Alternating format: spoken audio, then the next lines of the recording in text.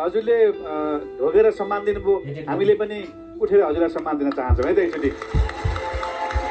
के नाम नानी हजुरको, के नाम? अम्बिका पुन। अम्बिका पुन। कहाँबाट आउनुभयो? मेरो घर चाहिँ बागलुङ। झोरले यहाँलाई झोरले बागलुङको रकस्टार भन्न चाहे मैले अम्बिकालाई चाहिँ। नेपाली हो नि, हो नेपालको रकस्टार भन न बहिनी। बागलुङको पुरा नेपालको त अब भइ नै सक्नुभयो होइन, स्पेसली अब उहाँको ठाउँ ओरिजिन भनेको बागलुङ, त्यसैले मैले बागलुङलाई रिप्रेजेन्ट गरेको हो। हुँदै हुँदै आएर पुरा नेपालकै रकस्टार त उहाँ हुनु नै हुन्छ। बागलुङको मान्छेले रक गीत गाउँदै गर्दाखेरि कता कता अलिअलि लोकगीतहरू पनि गाउनु जस्तो लाग्यो के हो? अलिअलि त आइहाल्छ हजुरलाई होइन, तर बाबाले गाउनुभयो त्यो टाइपको भेकको मान्छेले अलिकति रक शैलीका गीतहरू प्राय गाएको मैले देख्दिनँ। मलाई एउटा सोध्न मन परेको जस्तो how come you are more into rock then अब जस्तो लोकहरू गर्नुहुन्थ्यो होला, अथवा तपाईँले कसरी चाहिँ you choose this जनर?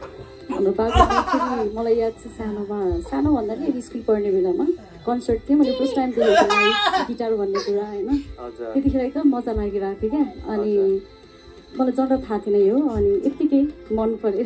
Okay, that's quite interesting. होइन तर बागलुङ भनेको कस्तो भने धेरै चाहिँ हाम्रो बुझाइमा के छ भने लोकहरू गाउने अथवा दोहोरीहरू गाउने भन्छ, तर हामीले एउटा भुल्न पनि के हुँदैन भने बागलुङमा आजभन्दा 20-25 वर्ष अगाडि हिट भएको ब्यान्ड थियो क्या, स्काई ब्यान्ड भन्ने एकदम पपुलर थियो। डाँडैमा मेला लागेछ, एकदमै हिट त्यो बागलुङबाटै उहाँहरू आउनु भएको थियो कति ब्यान्डहरू होइन, मेम्बरहरू। त्यस कारणले गर्दाखेरि बागलुङमा त्यस्तो खालको धेरै ट्यालेन्टहरू पनि हुनुहुन्छ, नभएको होइन। दोहोरी लोक त छँदैछ, तर पप रक सुन्ने जनर पनि बागलुङमा मैले धेरै भेटेको छु। तपाईँ त्यसमा पढ्नुभयो, राम्रो गाउनुभयो। डिप भोइस, यो रक पप जनरमा त साह्रै नै सुट हुने भोइस तपाईँको मैले पाएँ। Thank you so much. Thank you Ambika. अनि मौकामा आयो भने चाहिँ तपाईँलाई एकदमै राम्रो हुन्छ जस्तो पनि लागिरहेछ, तपाईँको फाइदाको लागि भनेको।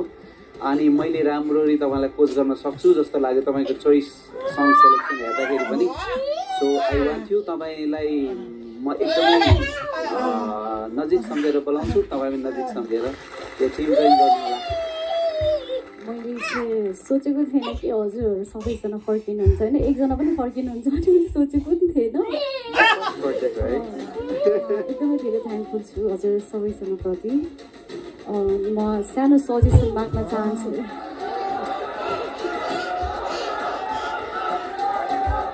हाम्रो राजेश सरको फ्यान चाहिँ धेरै हुनुभयो।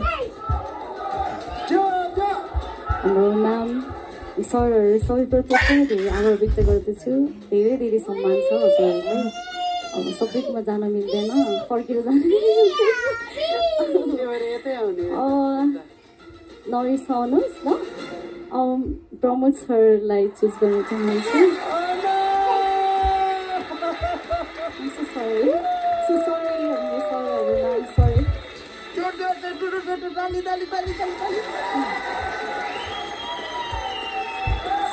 Thank you so much. कस्तो मिठो गाउनु भयो, मलाई यस्तै मान्छे चाहिएको थियो। हामीले राम्रो गर्नुपर्छ। सपना जस्तो लागिरहेछ। म भोलिसम्म चाहिँ मैले सोचेको थिएन, आएर झन् 4 चेयर फर्किन्छ भने त सोचेको थिएन मैले यतिकै। ए म त बागलुङे माया नदीको। Thank you.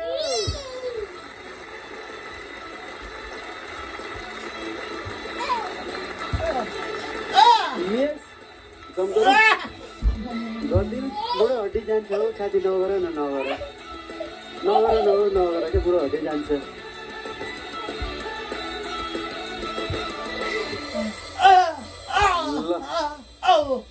खुसी हुनुहुन्छ नि? म खुसी छु, दामी राम्रो ट्यालेन्ट आयो।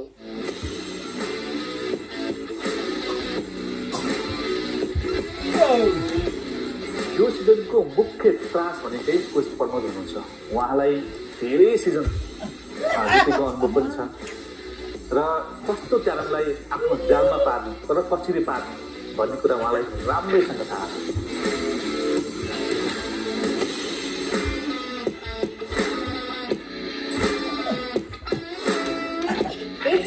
ब्रेक लिएर आउनुभएको छ, पक्कै पनि झनै बलियो भएर आउनुभएको छ।